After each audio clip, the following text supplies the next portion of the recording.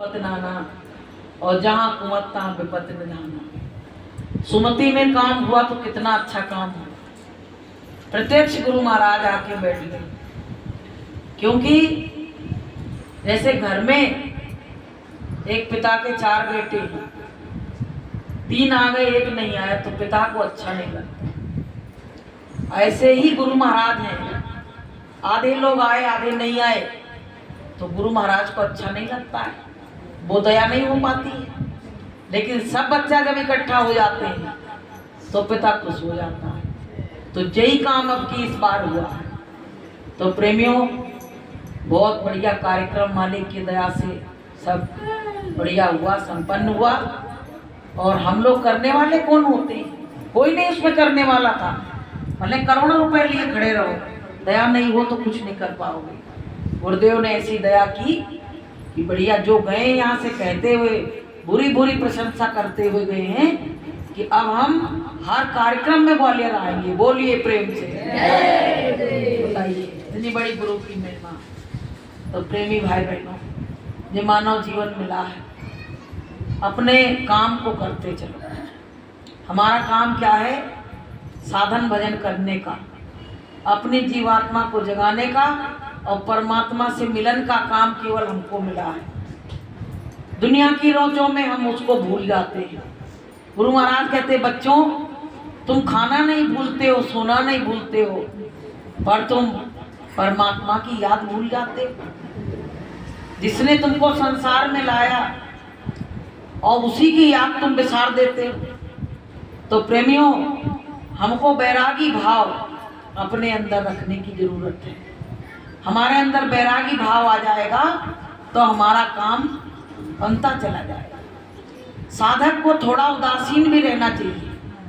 ये नहीं है पकड़ पकड़ लगे हैं, बातें नहीं करनी, वहां भी कर रहे हैं। साधक को अपने अंदर थोड़ा साध के अपने को रखना चाहिए और चिंतन करते रहना चाहिए कि अब क्या होगा, अब क्या होगा।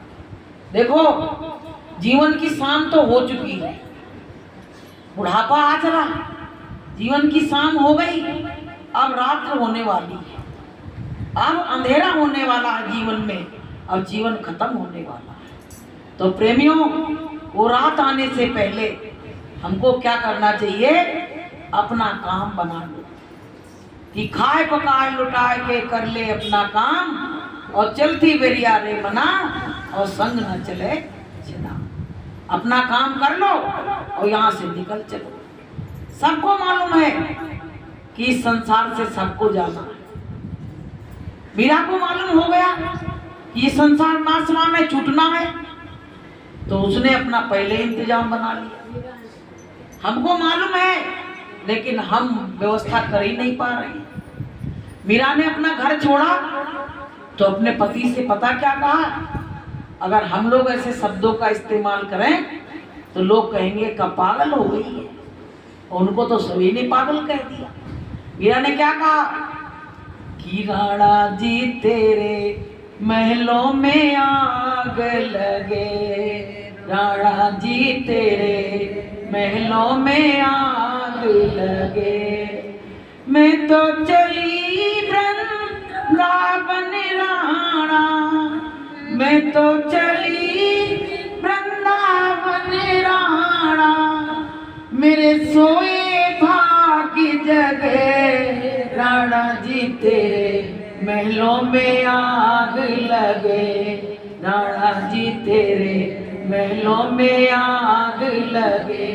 उन्होंने कहा कि मैं तो चली वृंदावन, अब तुम्हारे महलों में आग लगे और चाहे कछु हुए, हमें कोई मतलब नहीं। लेकिन हम लोग इतना त्याग कर सकते? गुस्सा में भले भग जाएं, लेकिन भगवान के नाम से नहीं बच सकते। गुस्सा आ जाए तो कहेंगे मायके जा रहे हैं, लेकिन वो मन तो लगा है। आपको हम बताएं, व्यक्ति घर से नाराज हो गया, चला गया, लेकिन सही बात बता रहे, सच्ची बात, लेकिन रोज रोज पूछे कि कोई फोन आया था क्या हमारे यहाँ से? अब बताओ, तुम बैठे तो यहाँ हो और मन तुम्हारा वहां धरा है, तो तुम तन से तो भग आए, लेकिन मन से नहीं भग पाए। जब मन से आदमी भग जाता है तो तन भले वहां रखा रहे, लेकिन मन जब परमात्मा के चरणों में लग जाता है तो उसका रहना ना रहना एक बराबर हो जाता है। बोलिए प्रेमी। तो प्रेमियों, हमको क्या करना है?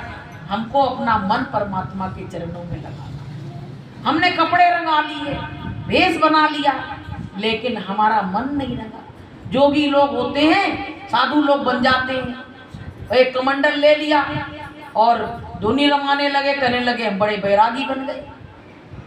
एक बार क्या हुआ, एक महात्मा जी आए राजा जनक के दरबार में, तो कहने लगे ये बताओ तुम्हारा इतना बड़ा राजपाट फैला है, तुम्हें क्या, तुमको लोग विदेही कहते हैं, तुम क्या विदेही बनोगे? तो जनक जी ने कहा कहते हैं तो कहने दो, हम जो है सो अपने में। अब क्या हुआ, थोड़ी देर के बाद महल में जाने कहां से आग लग गई।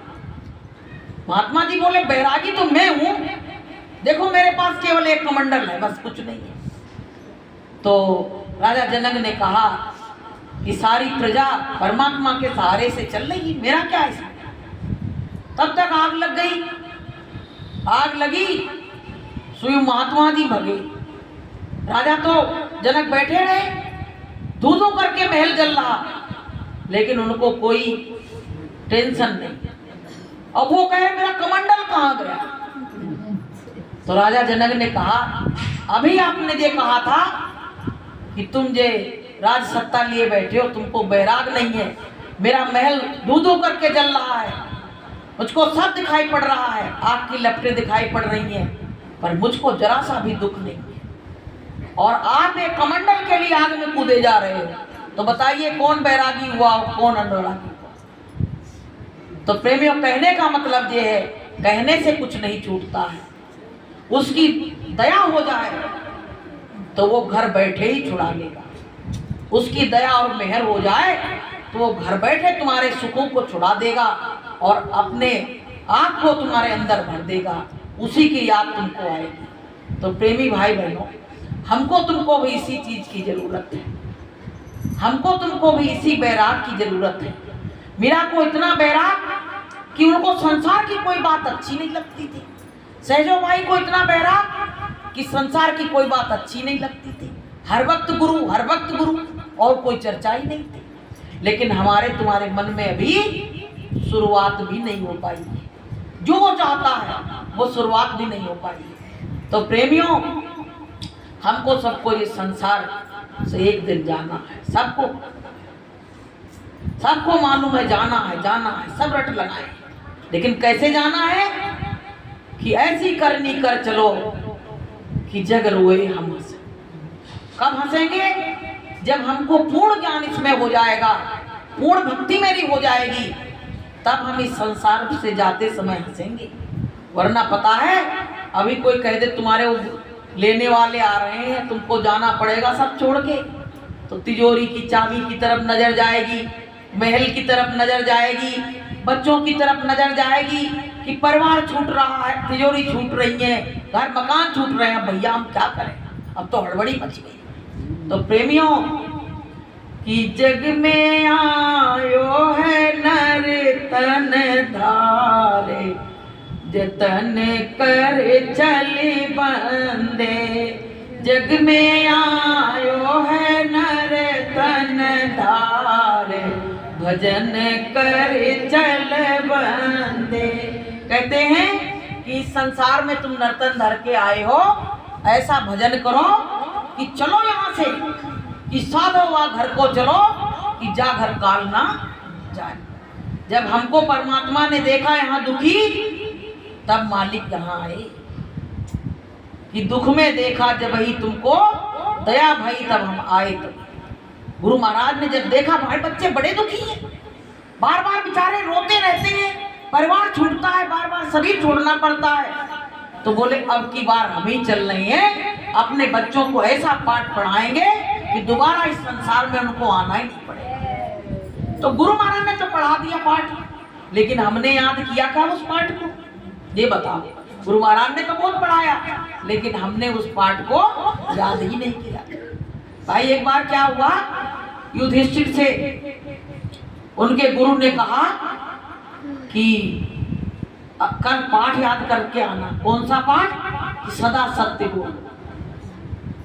तो वहां और लोग बैठे थे, तो सब दूसरे दिन गए, बोले तुमने अपना पाठ याद कर लिया? बोले हो, पाठ का सदा सत्य बोलो कही थी तो याद हो गया। आप भाई जब युधिष्ठिर से पूछा गया, बोले हमको याद नहीं। दूसरे दिन फिर पूछा गया तो सब खड़े हो गए, करने लगे हमको याद है। युधिष्ठिर ने कहा आज भी हमको पाठ याद नहीं हुआ। तो गुरु ने डांटा, बोले सब अपना पाठ याद करके आ गए, तुमने अभी तक पाठ ही याद नहीं कर पाया। बोले पाठ बहुत कठिन है, बहुत कठिन है कि सदा सत्य बोलो। वो सब झूठा बैठे थे, हमने कह दिया हमने याद कर लिया, लेकिन वो तो सत्यवादी थे। उनने कहा हमको वो पाठ याद नहीं हो पाया। फिर कई दिन लग गए उनको पाठ याद करने में। फिर जब गुरु ने पूछा कि अब तो बहुत टाइम हो गया, पाठ याद हुआ कि नहीं? बोले आज याद हो गया। जब वो उस पे चले, समझ गए इस पे हम चल सकते हैं, तब उन्होंने कहा हमको पाठ याद हो गया। लेकिन हमने कौन सा पाठ याद किया? अभी तुम झूठ बुलवा लो, चाहे जितना हो खूब झूठ बुलवा लो, फ्रॉड करवा लो, सब कर लेंगे। तो बताइए, हमारे गुरु ने भी तो कहा सत्य बोलो, जीव हिंसा मत करो, फ्रॉड नहीं करो। जी हमारे गुरु ने भी तो बताया, हमने कुछ नहीं किया। तो प्रेमियों, हमको ये पाठ को याद करना है कि किसी जीव को नहीं सताना, मेहनत करके रोटी खाना। वो जीव जंतु नहीं, किसी इंसान को भी नहीं सताना। अगर तुमने बोली से बाणी से किसी इंसान को सताया तो वो भी दोष लग जाएगा, जीव हत्या का भी दोष लग जाएगा। कहा है संतों ने कि मनसा वाचा कर्मणा और दुख काहू ना दे, और ऐसी करनी जो करे और सोई शब्द रस ले। शब्द में रस तब आएगा जब इन चीजों का त्याग कर दोगे। तो प्रेमियों, हमको तुमको अपने मालिक के बताए रास्ते पे चलो।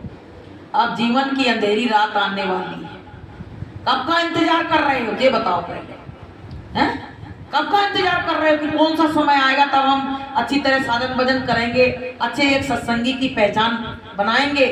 हमको अब पहचान बनाने की जरूरत है कि तुम्हें सत्संगियों संसार में आदर्श बनना है।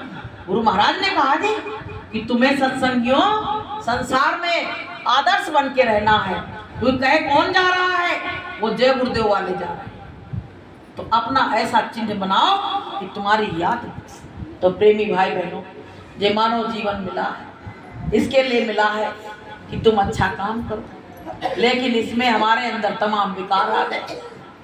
जैसे क्या होता है, जब तालाब में जल कम हो जाए तो मछली घबराने लगती है, और उसमें से जब निकलती है बाहर तो मर जाती है। और कुछ मछलियों को समझ में नहीं आता है, तो उसी में पानी खत्म हो गया तो तड़प तड़प के उसी में मर गई। ऐसे ही जीव संसार में आता है। तो पता है, जिनको मालूम है कि परमात्मा की भक्ति करके निकल चलेंगे, वो तो अपना काम करना शुरू कर देते हैं, और जो नहीं जानते हैं तो वही मछलियों की तरह तड़प तड़प के संसार में और मर जाते हैं। तो प्रेमियों, वो समय आने से पहले हमको अपने आप को थोड़ा संभालने की जरूरत है। हमारी माया ममता मोह ये खत्म नहीं हो रहा है, किसी का नहीं खत्म हो रहा है, आपका ही नहीं, मेरा भी नहीं खत्म हो रहा है। ये कैसे खत्म होगा? जब गुरुदेव से रोज दया मांगोगे, गुरुदेव से रोज कहोगे हे परमात्मा मेरे मन को साफ और सुथरा कर दो।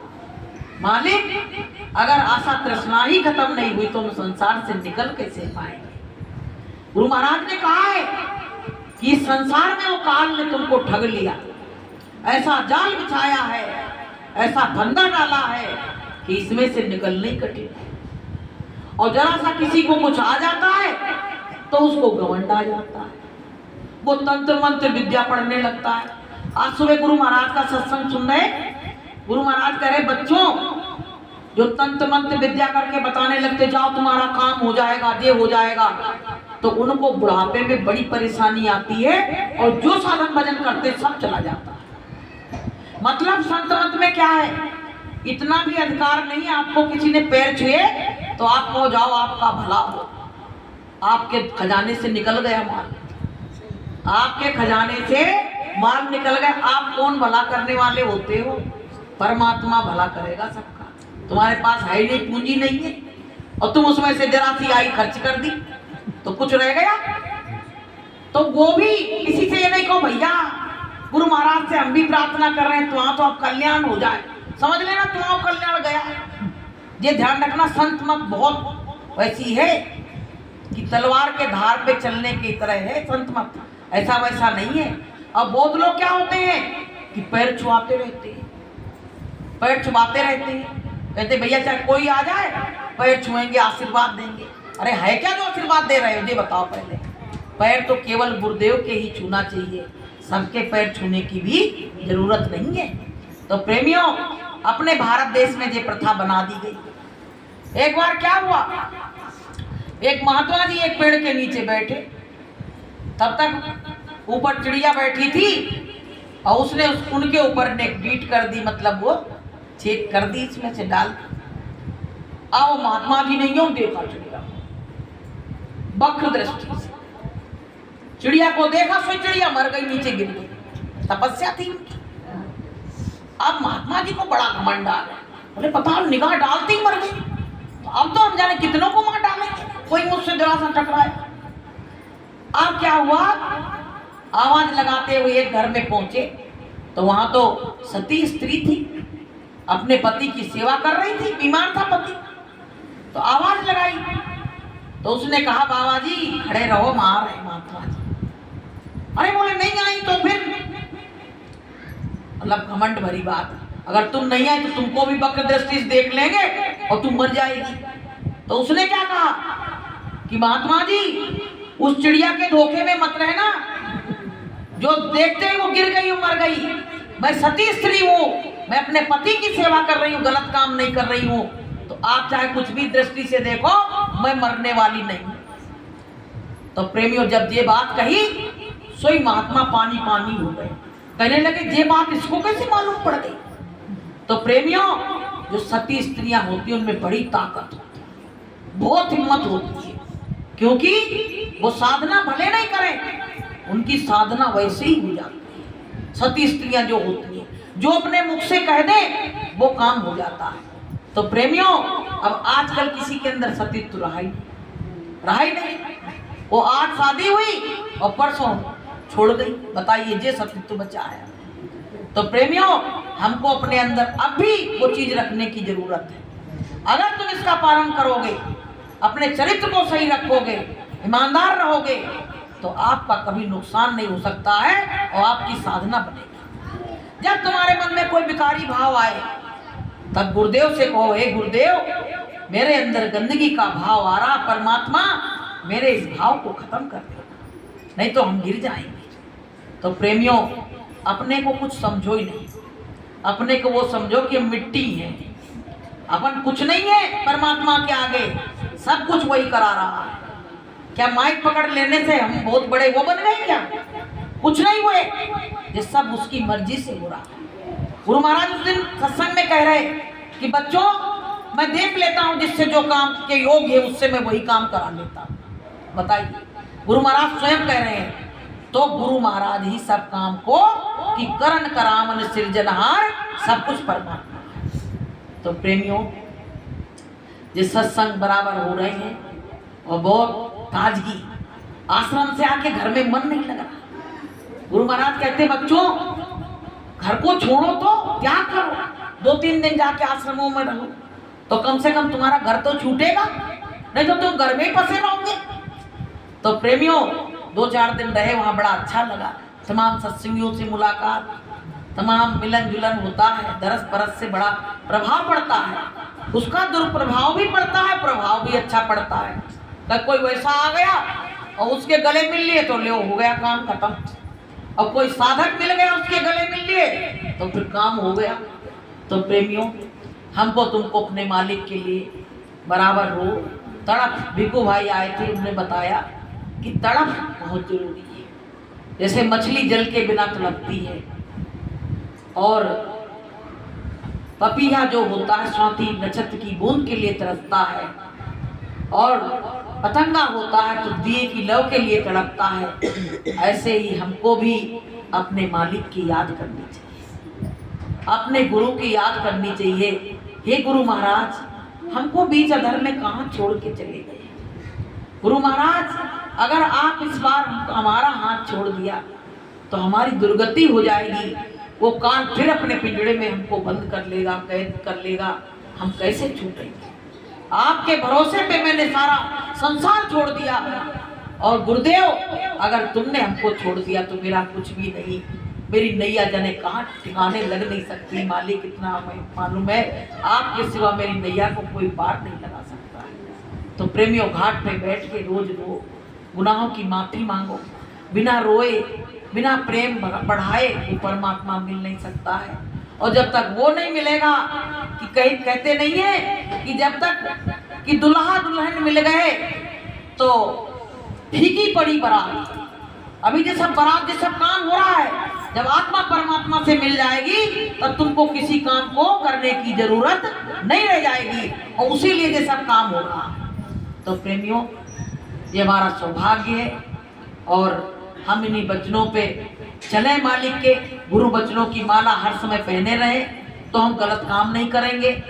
क्योंकि गुरु महाराज ने कहा, बच्चों अगर मेरे वचनों को याद रखोगे तो तुम गिर नहीं पाओगे। वो लक्ष्मण रेखा कहते नहीं है कि लक्ष्मण रेखा सत्संग की हो तो रावण कभी नहीं आ सकता। अगर लक्ष्मण जी ने रेखा खींची थी, सीता जी बाहर नहीं जाती, तो क्या रावण उनको पकड़ ले जाता? ऐसे ही गुरु महाराज के वचनों में उस लक्ष्मण रेखा के अंदर जो रहेगा उसको कभी काल पकड़ नहीं सकता। इसलिए हमको सबको बहुत सोचने समझने की जरूरत है। सत्संग तो बहुत है, जितना बोलते जाओ, रात हो जाए, दूसरा दिन हो जाए, तीसरा दिन हो जाए, लेकिन बस जो सुना है उसको ग्रहण करने की, अपने हृदय में बैठाने की जरूरत है। तो बोलिए प्रेम से जय गुरुदेव।